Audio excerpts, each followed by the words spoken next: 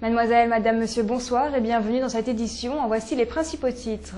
La journée d'hier a été marquée par des grèves nationales. Aerospace Valley a tenu sa première assemblée générale à la Cité de l'Espace. Le conseil municipal s'est réuni ce matin. Hier, dans la ville rose, ce sont près de 120 000 manifestants qui ont battu le pavé pour protester contre la réforme des retraites. Notre équipe s'est rendue sur place. On dit chaque fois que les gens vivent plus longtemps, donc peuvent travailler plus longtemps. Mais je ne sais pas si vous avez déjà écouté Gérard Filoche, qui est inspecteur du travail, et qui explique très bien que les gens vivent plus longtemps, mais ce qui vivent plus longtemps en bonne santé, c'est pas gagné, surtout quand on est ouvrier, même si moi je ne suis pas ouvrier. Donc en fait c'est un faux problème de dire que les gens doivent travailler plus longtemps pour financer les retraites. En fait le problème est toujours le même, c'est une répartition des richesses. Alors quand Sarkozy aujourd'hui nous parle de taxer les transactions financières, ça fait bien rigoler parce que ça fait 20 ans que c'est proposé par Attac ou Copernic, etc. Il y a d'autres moyens que de travailler plus longtemps, d'autant plus que quand on a passé un certain âge, les boîtes soit vous jettent, soit ne vous embauchent pas. C'est long, mais en gros c'est très simple à comprendre. Il ne faut pas croire tout ce qui est dit dans les journaux ou dans certains journaux. Effectivement, si on fait une manif une fois par mois, c'est pas sûr que ça fasse quelque chose, mais il ne faut pas perdre espoir.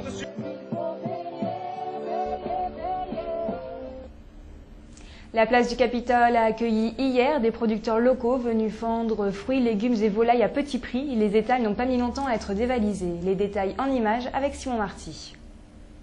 C'est une opération de communication afin de pouvoir permettre aux petits producteurs de trouver sur la ville de Toulouse soit des marchés, soit une clientèle avec laquelle nous pourrons librement vendre en direct tous nos produits.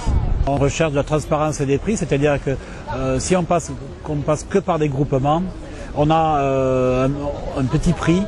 Le fait de venir sur les marchés, on revalorise nos prix tout en étant au même prix, voire même des fois moins cher que dans d'autres magasins, en vendant directement nos produits de qualité. On est déjà sur un marché qu'on a enfin obtenu grâce à des opérations comme celle-ci. Il y a 2 ans, on était déjà sur le Capitole. Et grâce à ceci, on a pu nous obtenir un marché sur la Fourguette, à l'Anglade, parce que il y a de moins en moins de producteurs sur Toulouse. Il y a des revendeurs qui sont contents d'être là et les producteurs qui voudraient aussi subvivre de leur métier avec des marges un peu plus intéressantes en vendant directement aux producteurs. Et en communiquant aussi, c'est ce que recherche le consommateur aujourd'hui. C'est une opération gagnant-gagnant. Aerospace Valley, premier bassin d'emploi européen dans le domaine de l'aéronautique qui soutient l'innovation et le développement technologique, a tenu hier son assemblée générale. C'est un bilan positif qui est à noter pour ce pôle de compétitivité. Un reportage de Laura Sanchez-Taverner. Aerospace Valley, tous les ans en septembre, fête son anniversaire à travers son assemblée générale. C'est l'occasion de présenter d'année en année les progrès et les résultats du pôle de compétitivité, de voir l'ensemble de tous ses membres. Nous avons plus de 550 membres et la plupart sont présents ici dans ces assemblées générales, et de leur dire quels sont les axes majoritaires sur lesquels nous allons avancer dans les années prochaines et de faire un point d'avancement de ces différentes actions. Donc lorsque nous étions vers la fin de la 3e année de ce qu'on a appelé l'ère 1 du pôle, eh bien nous avions pris des engagements d'aller plus vers l'international, plus vers le monde des PME, de continuer cette locomotive à projet qui est aujourd'hui le pôle de compétitivité, et de contribuer plus activement encore au développement territorial.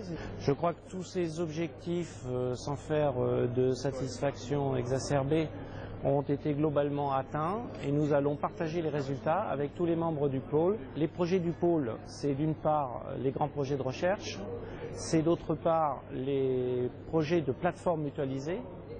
Nous avons l'année dernière mis en place une plateforme autour des techniques satellitaires qui s'appelle GNSS. Nous développons aujourd'hui 3 plateformes qui sont au service de nos membres, et en particulier des PME. Le pôle en ce moment est en train de développer des nouveaux outils, en particulier dans le cadre du grand emprunt. Et nos 2 régions et le pôle de compétitivité vont être des acteurs importants de ces candidatures qui seront, on l'espère, très bénéfiques d'une part pour les régions, mais d'autre part pour les acteurs du pôle de compétitivité. Le conseil municipal a tenu aujourd'hui sa séance. À l'ordre du jour, l'élection du secrétaire et l'approbation du procès-verbal de la séance du 25 juin 2010.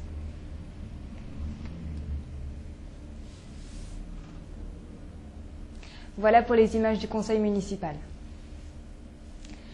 Ce soir, de 18h à minuit, aura lieu la nuit des chercheurs à la Cité de l'Espace. Au programme, des rencontres originales et festives avec les chercheurs.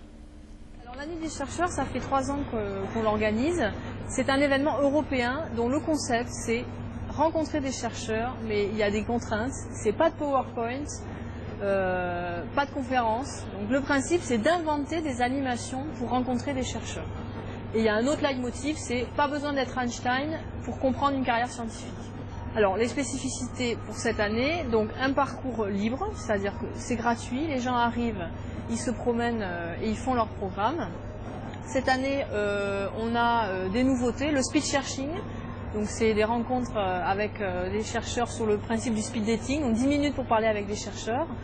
Cette année, c'est très festif, on a une note conviviale apportée par une restauration type espagnole, et on finira avec un peu une ambiance bal des chercheurs en musique.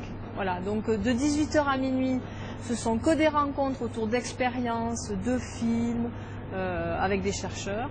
Et on finit voilà, de façon conviviale à partir de 23h jusqu'à minuit.